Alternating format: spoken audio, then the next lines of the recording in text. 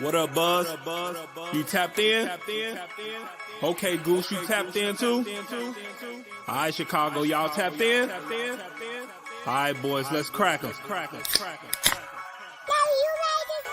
Feel like Mike in the fourth with the ball in my hands and I'm taking a shot. I'm the king in the madhouse on Madison, whether I make it or not. Now the crowd going crazy, they watching the play and I'm watching the clock. Got my shot in the air and the buzzer go off and I'm watching it drop. This team did things. MJ shot City 6 rings. D-Rose too big, too fast, too strong. History, and we good on that. Put Jilla on the track and we good on whack. 3, 2, 1. Everybody say Bulls on tap. Bulls on tap. Our city pretty and gritty. Benny the bull in the crowd getting hyper and litty. Me, I'm so drippy, it's slippery. Nothing offends me. Banners on banners, we winners. We got the stats in the news. Go and subscribe. Hang out with Buzzy and Goose. Tapping with us, we the truth. Jilla just murdered the booth.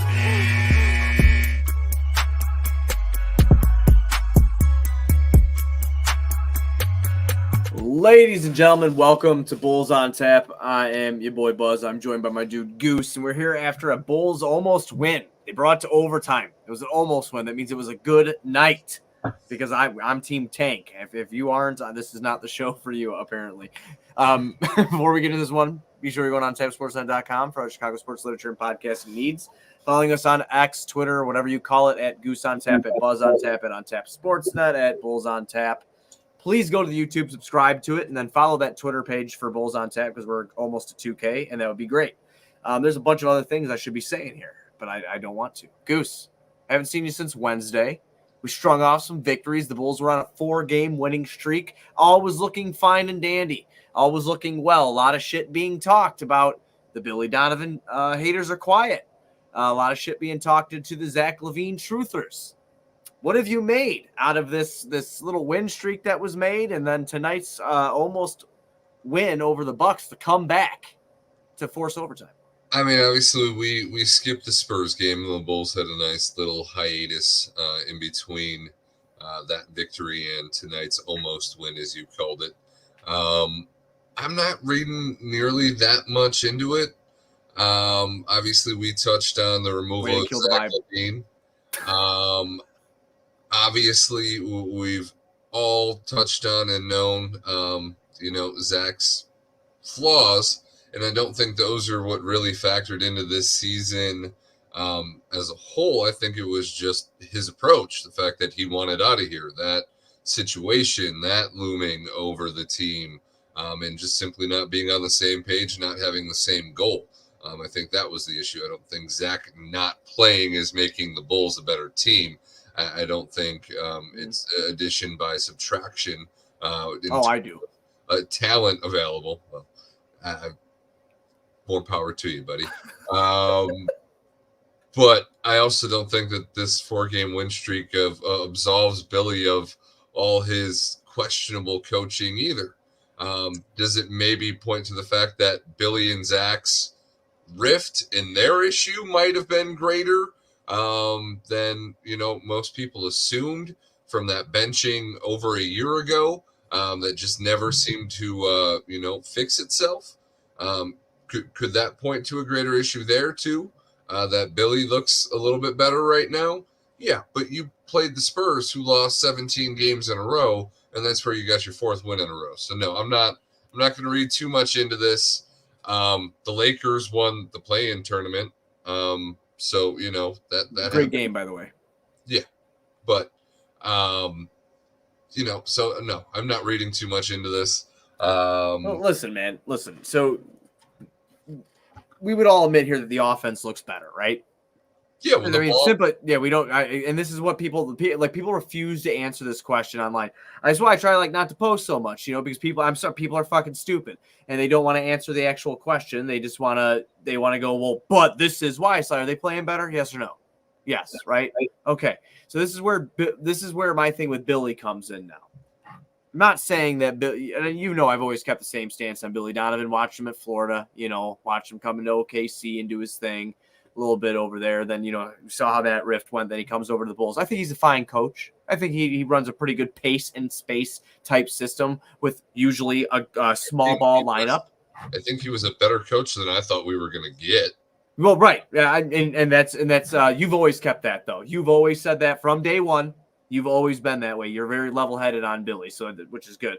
Where I say the haters are quiet now is because I am not only did we watch Patrick Beverley kind of disgustingly gush over Billy Donovan on more than one occasion, we're now starting to see the win or lose here. You're starting to see the players play harder. There's an extra pep in the step. There's a bunch of other things. If you're going to sit here and tell me that not just you, but anybody involved in the conversation itself, if you're going to say that, oh, well, I don't know if it has a lot to do with Billy, I think it has a lot to do with them being more invested into Billy than they were their own teammate, Zach LaVine. And whether it's win or lose or not, I'm not saying they don't like Zach. I'm not saying anything like that. But for one guy to be so detrimental to the team. Zach didn't travel. This game is in Milwaukee. Zach's there. He was there? He was on the bench. Oh, okay. No. He's clapping. Okay. The Milwaukee broadcast said that he didn't even travel. Yeah, no, he's on. I saw, unless I might have been tweaking. I don't think I was. But I'm pretty sure I saw him on the bench. Probably right. Yeah, I'm just that's where I'm kind of at with the whole Billy thing. But here's a good thing from Zach being out right now. I do want to focus on the good instead of just the shit talking that I like to do.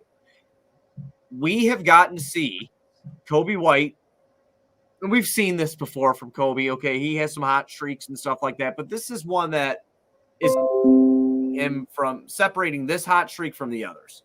A little bit of consistency mixed with a little bit of winning, mixed with a little bit of being the kind of number 1B guy to DeMar's 1A. To, at least tonight, it was that way. In other games, you could argue that he was the 1A. I'm really happy. On Twitter upset that Coby wasn't more 1A down the stretch of this game. Well, yeah, and that was very annoying. I don't know how that really happened, but I'm wondering. Coby was also kind of getting clamped. A couple times, Dame actually started playing a little bit of defense. Yes, everybody, these guys can actually play defense. If the play-in tournament didn't teach you that, I don't know what to say.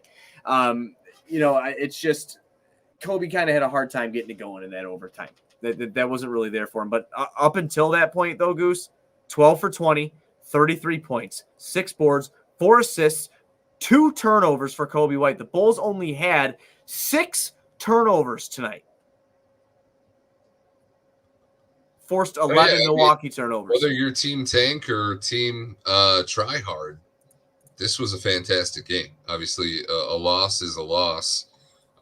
But in terms of visual, it was entertaining to watch. I was invested most of the game, and Coby's success is something that I can root for. Seeing him simply kind of take the reins from Zach with him out and really not skip a beat and provide that 20-plus points per game that we weren't even really getting from Zach consistently this year has been nice. I mean, it's very refreshing. It's very refreshing. And obviously Caruso does not play tonight. Right. And you wrote an article about the rumor or the speculation about his availability around the league. And his lack of availability and his lack of trade availability are both kind of a major concern for me. What about you? Yeah, and I'm lucky from this whole thing to know a couple people that cover the team and that are around it a lot and that I get to speak to and whatever, and just people around him know. And that is like what I heard is like for sure, like 100%, these guys do not want to move him. They want to build this culture thing with him being involved. And like, listen, we kind of touched on this the last time we talked about it. Is it like a noble thing? Like, do I have a hard time trading Alex Caruso in NBA 2K? Of course I do. I love Alex Caruso. Everybody loves Alex Caruso. He's the man, right? He embodies Chicago Bulls basketball. It's what I wrote over in the article at ontapsportsnet.com.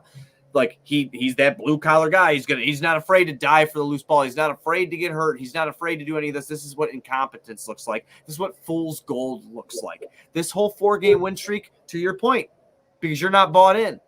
Don't worry, I'm not either. That's why I wrote 500 words on it today. This is fool's gold. That's all it is. Coby White, yeah, he's looking good. Am I excited to see development? Of course I am. Am I excited to see progression? Of course I am. But this is exactly what they do. That every fucking time, this is what they do. Zach's gone. So now we find a reason now to be like, he's the problem. It's him.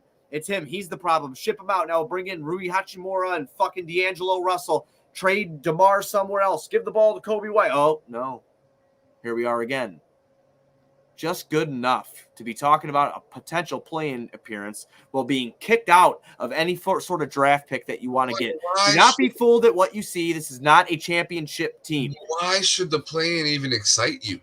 It doesn't. What you're seeing in this 4-game stretch, and I guess 5 games including tonight, despite it being a loss, that should excite you is the fact that you do have a 23-year-old in Kobe White, that you do have Patrick Williams on another team-friendly deal too. On a team-friendly deal. And kudos to you for calling that a team-friendly deal during the offseason. You said you'd be more surprised than not if that deal not working out. So, I mean, and you have Patrick Williams, who's trying to earn himself a contract. Like, seeing this 4-game stretch, 5-game stretch, including tonight, of success and good basketball without Zach LaVine, would have me more excited to see young development. We've seen minutes for Dalen Terry in games that matter now. We've seen minutes for Phillips. Like, I want to see these young guys get minutes. That's what's exciting to me. It's not DeMar. It's not Vooch.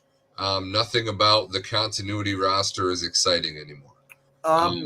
What do you feel about, and I'm going to ask you, because you said it, being excited, do you at least enjoy watching Point DeMar kind of, come out there, get into the offense, kind of look to create for himself? But I feel like he's finding his teammates a lot better. I mean, they could be because they're hitting shots too a little bit there, but I mean, 10 assists for him tonight, buddy. He's been up there the last couple games in assists. I'm enjoying the fact that he's more willing to shoot threes as well. But I mean, this looks like San Antonio when they started getting good picks, so it's good. It's good for your boy. You know what I mean?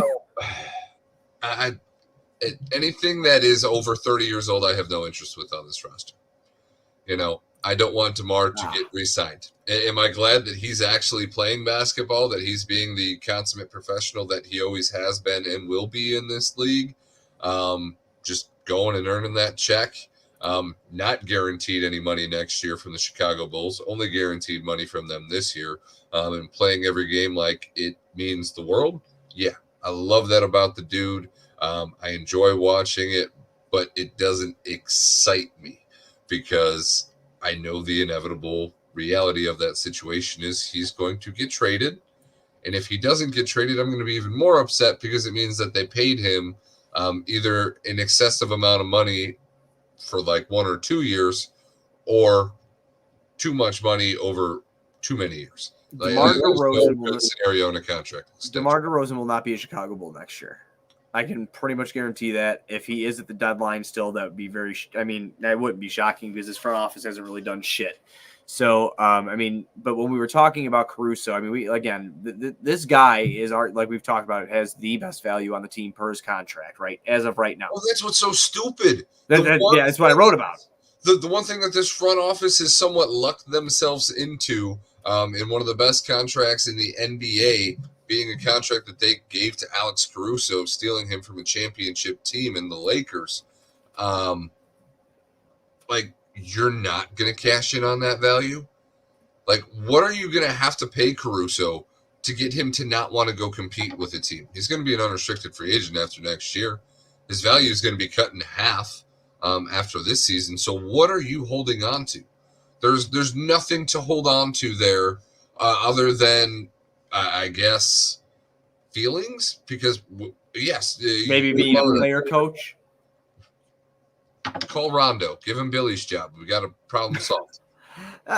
It makes no sense at all. And again, to your point, there's no way to spin it positively. If anybody's trying to sit in here and sell me on culture, by the time they're ready to compete again, Alex Caruso is going to be long gone with pieces that have come and gone because it didn't work out, because this is how rebuilds go. Just because you draft somebody and sign it in free agency doesn't mean they're going to be around for years. I don't understand this at all. Like Kobe White and Patrick Williams and Dalen Terry, who's gotten 2 years with Caruso, keep the legend of Caruso alive and bring that on. But you need to get the optimal value for him right now before he has an injury that's too serious to where he doesn't have value to Exactly. Couple fun stats from the night. 14 minutes for Andre Drummond. He somehow gets up 12 shots, scores 9 points, and grabs 16 boards.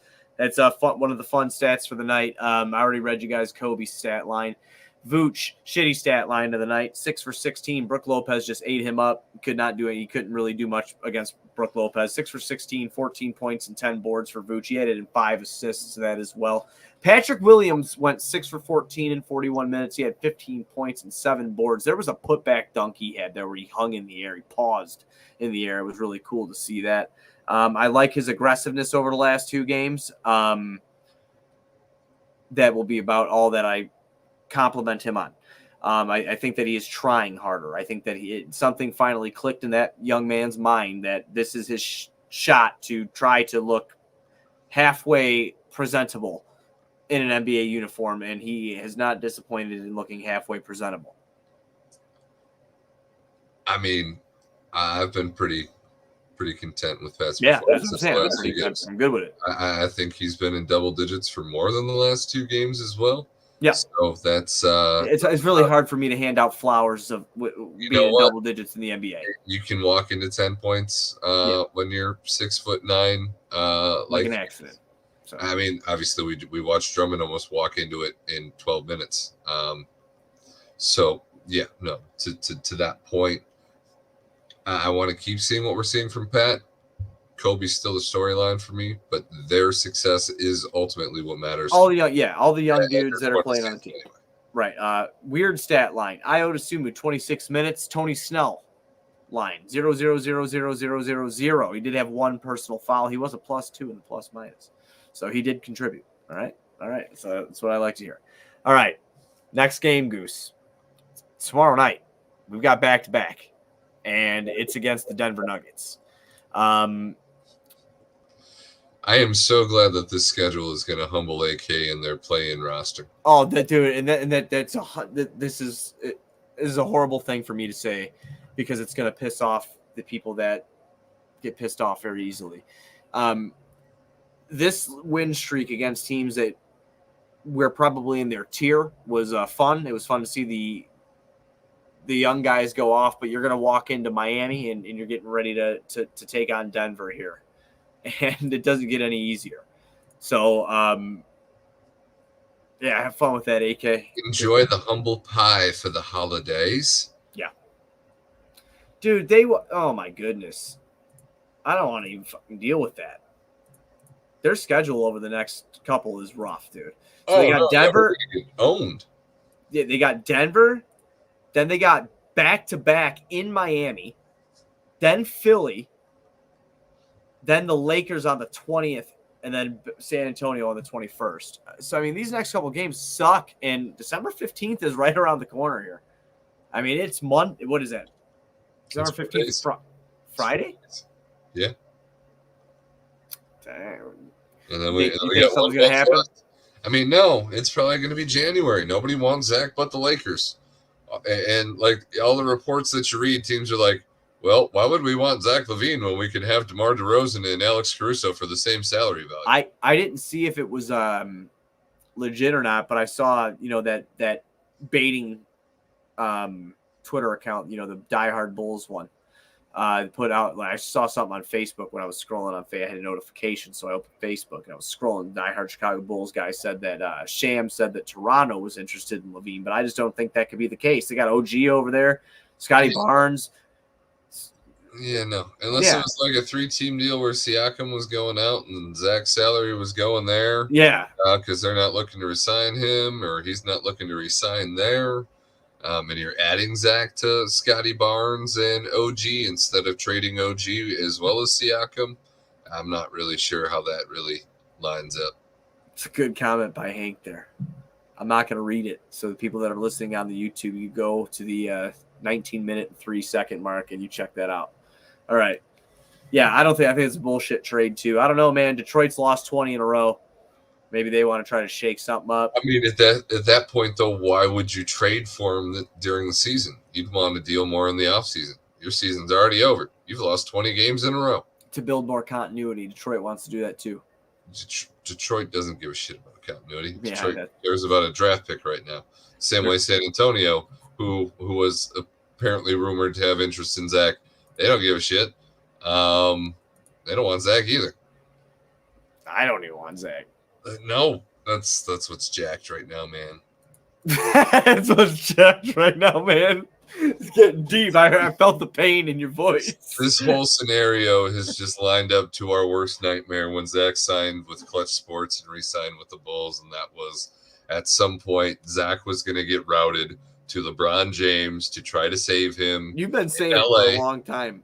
and it's what is about to fucking happen. That's fine. Go ahead and help him.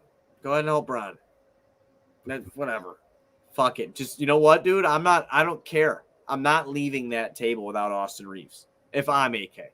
But they're such dumbasses, they're gonna. Even that, man. Like, I guess you get the second great white hope in a row from the Lakers, and that makes you happy. You got Caruso and Austin Reeves from them. And I guess after his flu game for them in the in-season tournament, that was big time. 28 points, I believe. 28 points off the fucking bench in a high leverage game where you win money. I've never seen Zach LaVine do anything like that in a high leverage game. Then why do the Lakers want Zach LaVine? Why? Because LeBron wants him, and LeBron's dumb. This is true. I mean, look. I respect LeBron James these days, right? He's 73 years old, and he's still balling. LeBron, like Michael Jordan, sucks at building teams. But why did LeBron think Russell Westbrook would be a good fit with him? You and I knew from the beginning that was a horrid decision. When LeBron wanted D Rose, remember that? After coming off the ACL in Cleveland. Horrid decision. Horrid. He likes the people he likes. He wants them to fucking play on a team with him. That's what he wants to do. Doesn't matter if they're a good fit alongside the fucking guy. But he wants Zach, and Zach probably would be a good fit for him. I mean, yeah, him, Zach, and AD sounds fun, especially. They're still going to fucking lose to Phoenix or Denver. No, I mean, to be honest with you, I would be pretty scared of like a Zach Reddish, LeBron, Vando, AD lineup. Like that's pretty intimidating. Well, they're just going to have to put Zach in the – that might be the one time that Zach is content in standing over the corner. Because that's all he's going to be able to do. He's not going to be able to do anything else. I mean, what's he going to do? Tell LeBron that he should have the ball? Yeah, right. You can tell LeBron James and that you want the ball. over and over again. Right. A scenario where Zach actually has an established hierarchy where he isn't enabled to be king shit, and he doesn't think that he has to be that in order for the team to win is probably the best case scenario for him. And LeBron is definitely the person to put you in your place. But we still got another month and 4 days. Yeah, it's so funny. It's so annoying. It's so funny and convenient that his injury just lines up. Like, yep, my foot is going to be sore until January 15th. Oh, yeah, dude. The love that I've lost for him, and you know what? Again, he was never one of my favorites, all right? But, I was never even in your top 5 on the current roster, so. I mean, at least nobody can question whether or not you've ever felt this way about him leaving. Oh, man, I know, and I'm usually a pretty upbeat guy. You know, I'm usually pretty positive. You're usually pretty Homer strong in some ways, too. And you just always were like, no, Zach's not even in my top 5. Like, that always blew my mind. Like, this team's max player, the guy that makes the most money, generally scored the most points on the team long before DeMar got here. Not even in your top 5. No, fucking dark years, man. He's an empty. Listen to me. I so badly had wanted to put out a tweet one time because, and I want to reiterate, I was pro sign him to the max because I didn't want to lose him for nothing. Didn't want to lose him. Yeah, I didn't want to lose him for nothing. All right, I wanted to fucking keep the guy around. But I had contemplated one time putting out a tweet that he was like Monte Ellis, and I remember there's a few of those tweets out there. And there are. And those people were fucking ripped to shreds when he got to the All-Star game. And I was kind of like, I'm kind of glad I didn't say anything. Because, when people talk shit online, it makes me sad sometimes. I want to punch them in the fucking head. So, it's the real in me. I can't handle it. But, I just wanted to put that out there. And then he pulls this shit, and it's what it is. You're an empty calorie scorer. You're just fucking very talented. You could score in bunches. But your IQ for the basketball ain't all that. Your ball handling ain't all that. Detroit, the team that we're talking about losing 15, 16, 17, 18 games in a row, is the team that he lost to, putting up his career high 51 points, though. So that is the epitome of his career to this point. It is. In the season that you are trying to get traded, you dropped 51 in a loss to the Detroit Pistons in a basketball game to save their life. And this is the thing too. Like, again, I'm not trying to be a dick about it, but he's walked into very bad situations. All right, Minnesota was a dumpster fire. Okay, he came over here. They thought fucking Hoiberg was it, and then they thought outside of being dealt $40 million, Zach has been dealt a rather shitty hand. He really has. In terms of team situations. Right. Until the Bulls decided to build a roster around him. Unfortunately for him, they just did a horrible job of that. But with all that being said, I mean, I do think that this is the perfect shit storm. If you're a Trailer Park Boys guy, like a shit hawk, that's what this is here. It's what this is, man. It's the perfect storm of just incompetent franchises with guy that is somewhat talented, but not the guy. You're going to get a $40 million plus 15% trade kicker and end up in Los Angeles where you want to be with LeBron James. And that's what's going to happen. He's going to get what he wants and what LeBron wants and what Clutch wants. And then the Bulls are just going to be sitting here because of Jerry Reinsdorf with incompetency, fans like you and I who just want to somehow get lucky. Because you know what? When they drafted Rose, they were lucky. It's the only fucking time they've been lucky. And it worked. It was the last time that I've thoroughly enjoyed Bulls basketball. Yeah, that was the last time that I thought that I thought we could win a championship, like legitimately. And that was competing with LeBron's super teams, right? And that thought was in my head. I want that feeling again. I want that kind of irrational confidence that I'm going to beat, arguably one of the top best ever. I can't even say the words; they just don't come out of my mouth right when I try to say. I'm glad we're talking about it like this because this is the goal.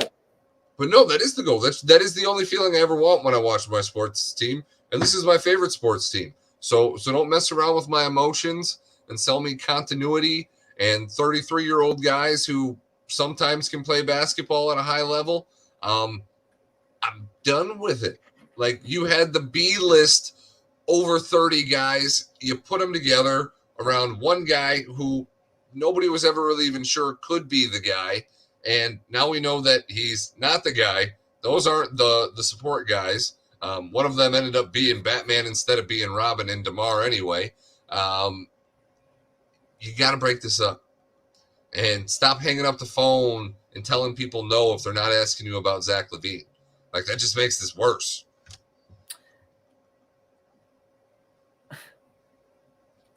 Everybody wants to compete because that's more fun than losing.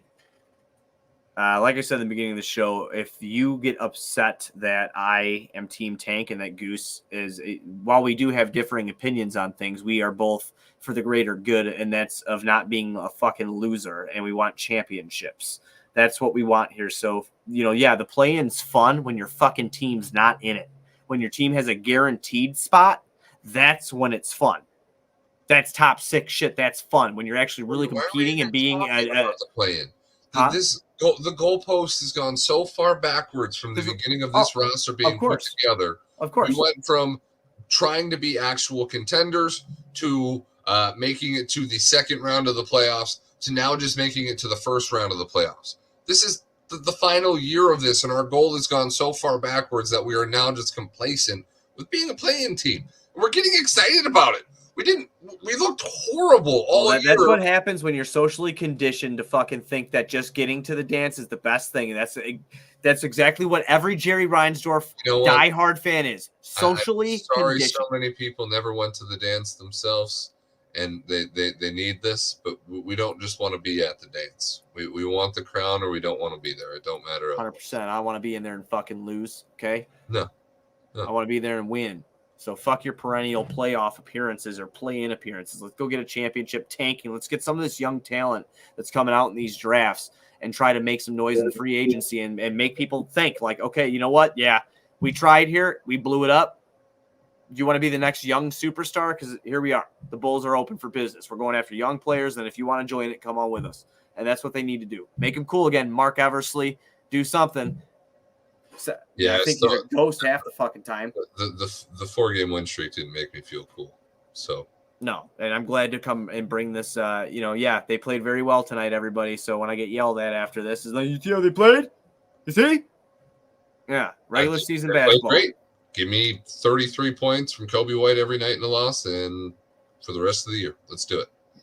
And I'll take that out. Want that draft position. Closing thoughts, Goose. Closing thoughts. Kobe White, 33 points every night. Give me an L. Those were closing thoughts. I have nothing to add. We'll see you tomorrow night after the Bulls take on the Nuggets.